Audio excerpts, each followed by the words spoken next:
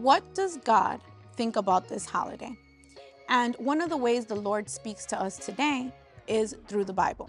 So when we look at scripture, let's look at Genesis chapter 1, verse 4. And there it says, God saw that the light was good, and God divided the light from the darkness. So here he makes note that the light is good, and it was necessary to separate it from darkness. And when we see what the word divided means, it means that there needs to be a separation. We need to be able to distinguish between the two. And there we can see that what is part of light should not mix with what is darkness. And when we look at the second book of Corinthians, chapter 11, verse 14, it says, "And no marvel, for Satan himself is transformed into an angel of light." So here we can see how he's trying to transform, how darkness is trying to transform into something that might seem like light. When we look at the word transformed, it means to transfigure or to disguise.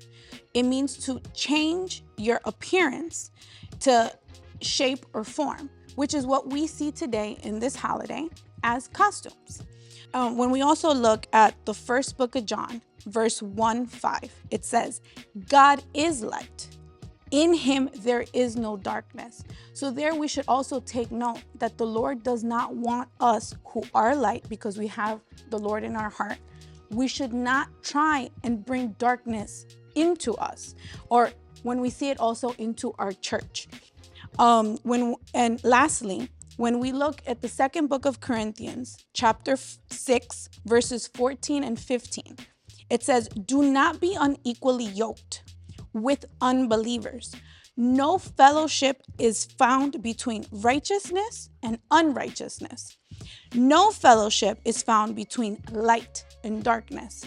And when we look at the word fellowship, it means participation, interaction, companionship, or partnership. Therefore, it clearly states in scripture why we should not take part in this holiday. The scripture also says in James 4:4, "You people are not faithful to God. You should know loving the world is hating God." So then if we love and take part and participate in the things, in the pagan holidays that the world is partaking in, participating, and in partnership with, we are becoming enemies of the Lord. And I think none of us want to participate in things that are gonna make us enemies of God. I think what we all want is to be friends with the Lord. I hope these verses can shed light and understanding to help you understand why the Lord does not want us who are children of God, us who are light, should not mix and partake or participate with the things that the world is indulging in. God bless you and take care.